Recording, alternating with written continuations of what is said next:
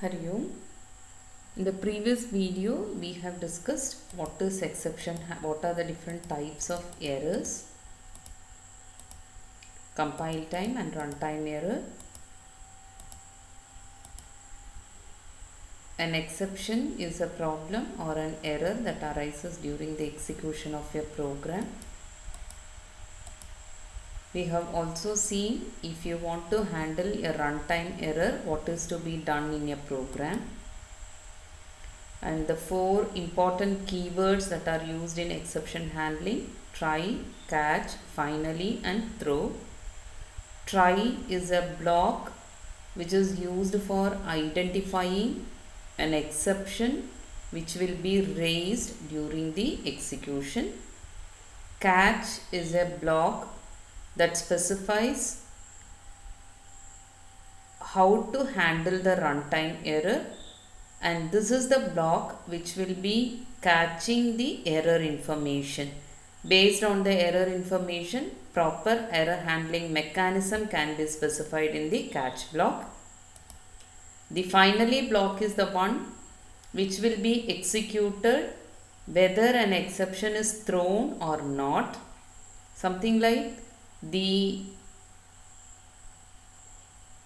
closing something, say for example, if you want to do some activities which are to be done at the end of your program execution, those activities can be specified in the finally block. Then you have the throw keyword which is used for throwing an exception explicitly.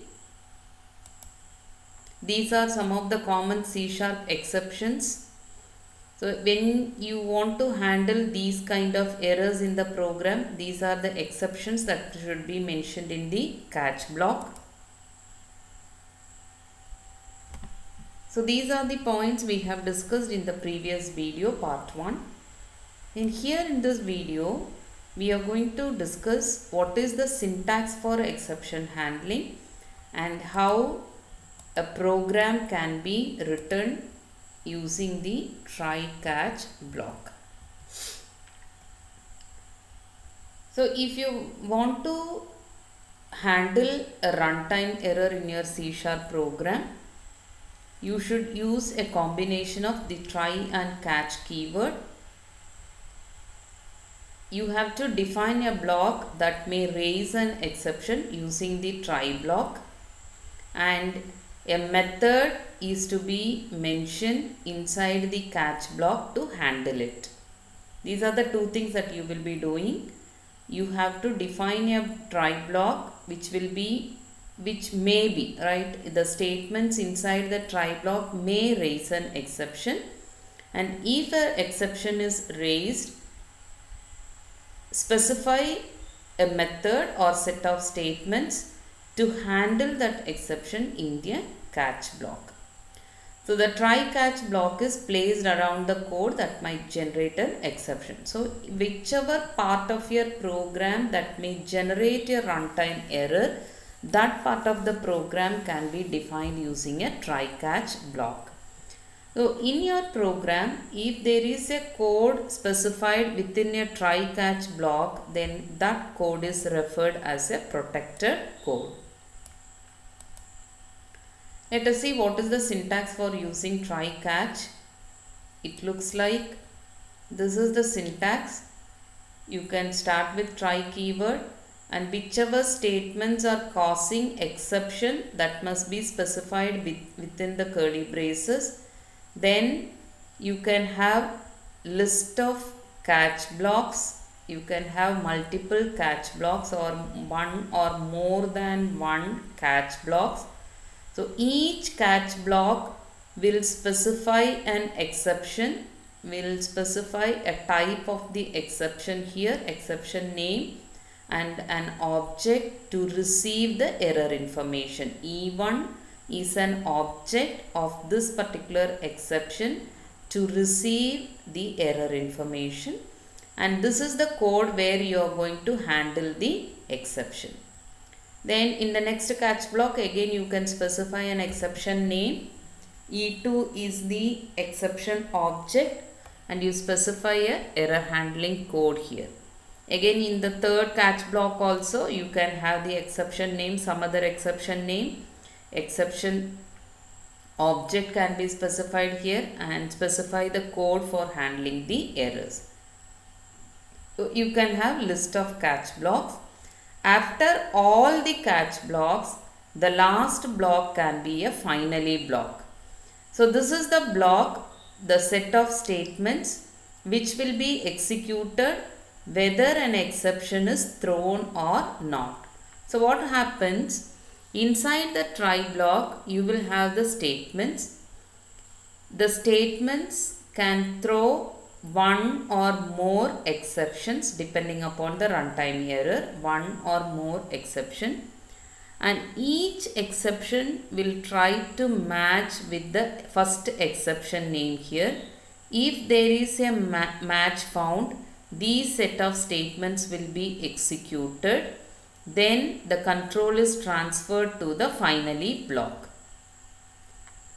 Suppose if the exception raised is not matching with the first exception, it will try to match it with the second exception. If there is a match found, these statements will be executed. Then the control will be transferred to the finally block.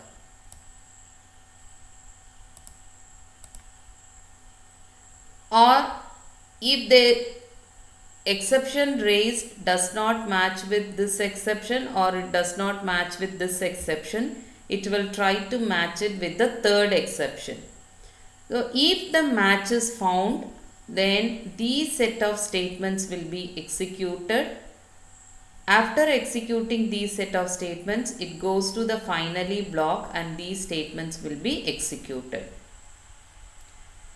Suppose if there is no match found, then it will be raising the exception. A runtime error will be raised and the program terminates abruptly. Suppose, say for example, there is no exception available in these set of statements. There is no runtime error. If there is no runtime error, none of these catch blocks will be executed, but it goes and execute the finally block. This is how the try and catch block statements will be executed. So, when multiple catch blocks are used in exception hierarchy matters. When you are going to use multiple catch blocks, the exception hierarchy matters. Just make a note of it. We will be discussing what is exception hierarchy and what is the execution control of, that means what is the flow of execution control of try and multiple catch blocks and finally blocks in the next video. So this is just for your understanding. The theory part we are discussing now. The execution and the demo we will be discussing in the next video. So what you have to understand here, when you have multiple catch blocks like this, the exception that you are going to mention here should have a proper hierarchy. So if you are going to have the exception hierarchy, that must be put them in the right order. The handler for most derived exception class must be specified first. Then the base class must be specified in the last catch block. We will be discussing it with an example. And apart from that, you can also have a general catch handler which can be specified like this without any parameter. So any exception can be caught by this catch block and these set of statements will be executed. Any set of statement can be specified inside this curly braces. So if you have mentioned all these exceptions will be matched with the runtime error. If you want to have a common exception block, common catch block for handling any kind of exception, you can specify it without any parameter. So don't specify any parameter here, just say catch and the set of statements can be specified. That is more than enough for a common, or you call it as general catch handler. We will be discussing it with an example. Now let us see the first demo program. Let us see the first demo program, a simple demo program to understand how the try, catch and finally block works. Let me go to the program now. I go to the program.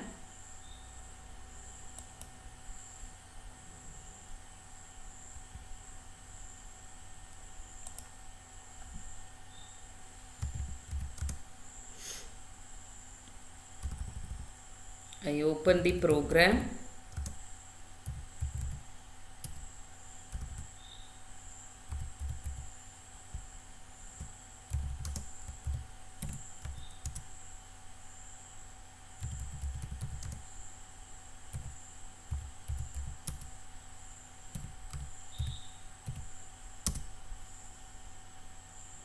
So this is the program that we are going to discuss. Observe the program. We have the namespace system included, and I am having my own namespace. I call it as exception demo, and I am defining a class called as numbers, in which I have num1, num2 and result as the data members. I define a constructor here. I pass two values and initialize num1 and num2.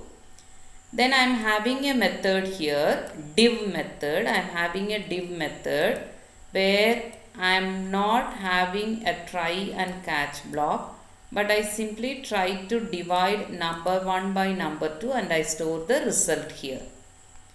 The same class I am defining another method called as divide, in which I have a try, catch and finally block. So what I do? When you try to divide a number, there is a possibility of having divide by 0 error. But here I am not mentioning that. But here what I have done, I have mentioned just to show you the difference. Just to show you the difference between not handling a runtime error but handling a runtime here. Just to show the difference, I have two methods here. One without handling the runtime error, another method with handling the runtime error. So I have a try block because this division may raise an exception. So I include this statement in a try block. So this is where you are going to identify a runtime error. Whatever statements may raise exception, that must be specified inside the try block. Then I have the catch block. So inside the catch block, I specify the exception name. Divide by 0 exception is the exception name, and I define an object also to catch the error information. And here I am giving my own statement saying inside divide method there is an exception caught, and I am displaying the error information which is captured in the variable E. E is a exception object that contains the error information. Then I have a finally block. So whether an error is thrown or not, I am going to display the result value. So if there is an error, the result will have value 0. The result will have value 0. I am going to initialize the result with value 0. Otherwise, if there is no error, the result will be displaying the ratio of number 1 and number 2. So this is how I have defined a class called as numbers. And inside that class, I have a main method where I am creating an object. The first object I am creating with 100 as number 1, 10 as number 2. I invoke the div method. It will divide 100 by 10 and the result will be stored here. So when I say 100 by 10, there will not be any runtime error because the second denominator is having value 10. So it will not be divide by 0 error because it is trying to divide by 10. Whereas in the second object, what I have done, I have given the first value as 120, second value is 0. So when I try to divide, it is going to give you an error, or you call it as exception. So let us see how it gets executed.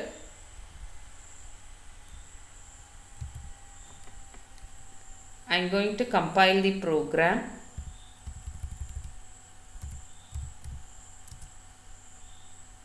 I run the program now. All these kind of programs you might have already tried in your C++ and Java courses.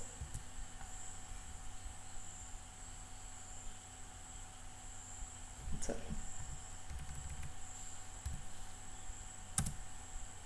Okay. So first value, I try to divide 100 by 10. So the result in div method and the result in divide method. So both are shown here.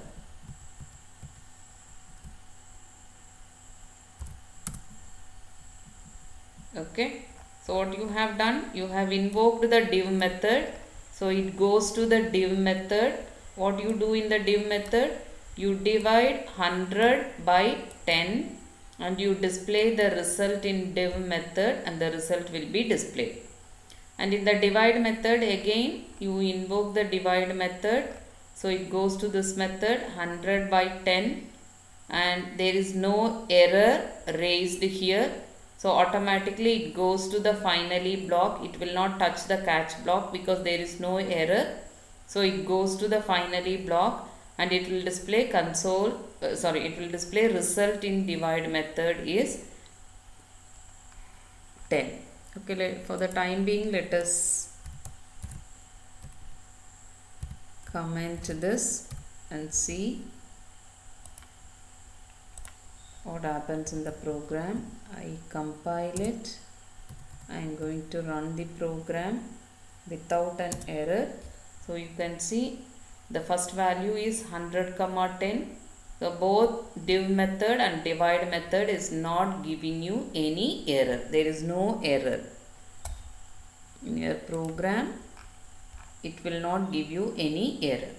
Now let us try with the second. I am going to comment this.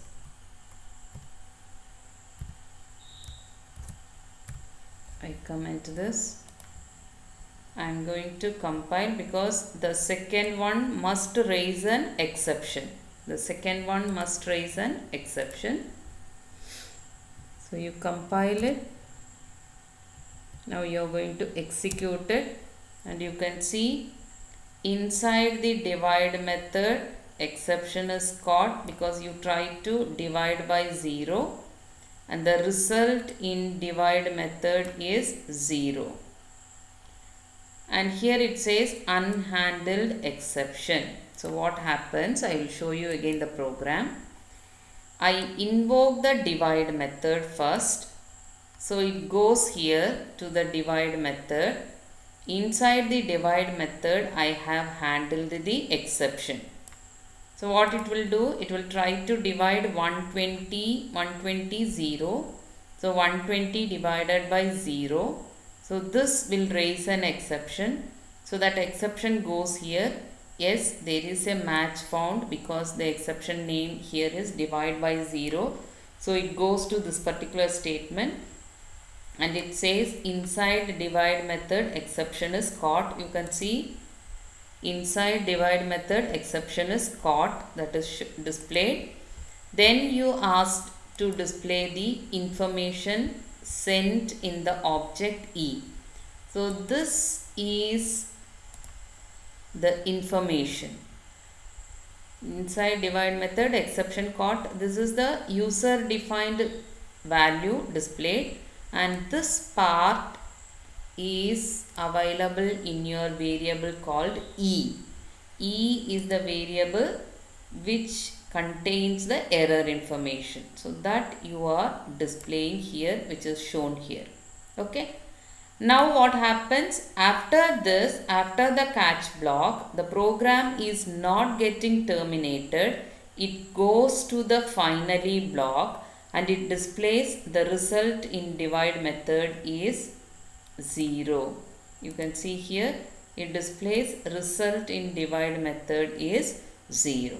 So this is what happens inside the divide method. Inside this divide method, n2 dot divide method, it goes and tries to divide. By the time an exception is raised, it goes to the divide by 0 exception, and inside divide method exception caught is displayed. Then whatever information is contained in the E object, that is also displayed. After the catch block, it goes to the finally block.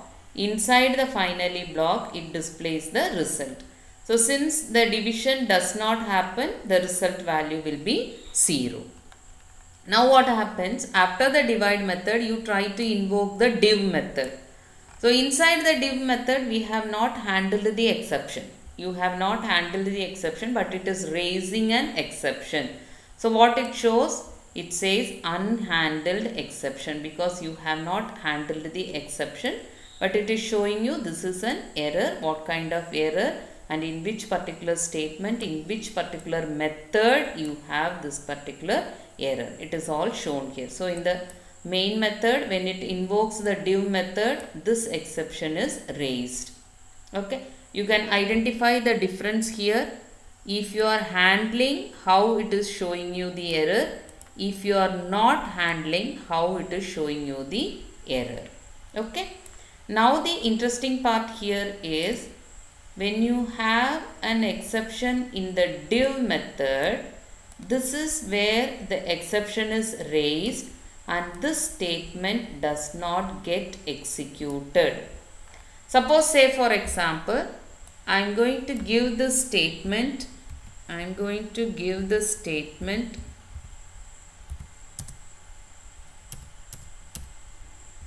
Here. Okay. So in the previous case, what we have done, we invoked the divide method where exception was handled. Then we invoked the div method where exception was not handled. So this is the place where the program gets terminated abruptly. But here program does not get terminated because you have handled the exception. So the program gets continued with the execution. Now let us try executing the program.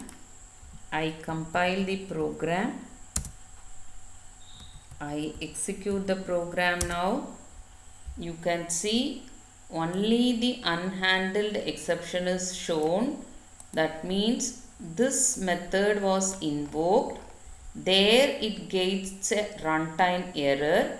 When it gets the runtime error which was not handled properly, so this method was not executed because the program gets terminated here in this point itself.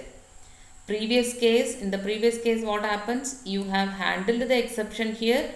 So it was clearly doing all these statements. Then the next statement was executed. But here in this case, since I have not handled the exception here, the program gets terminated here itself. All the other statements that are following this was not executed. So this part is not executed.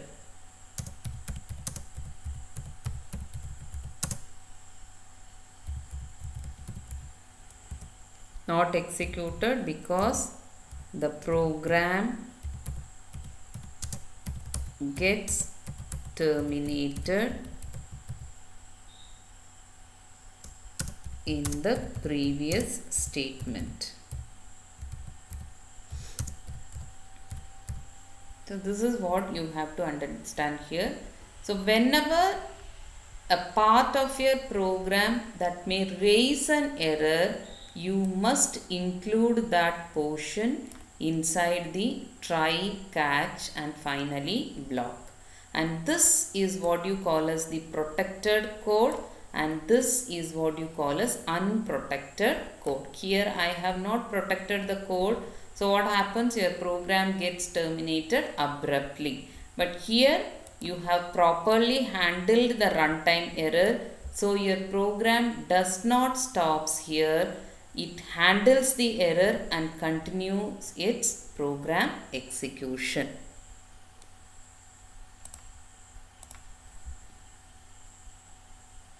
Okay. So we have one more demo program that describes how to handle the multiple catch blocks and what will be the execution flow. We'll be discussing it in the next video.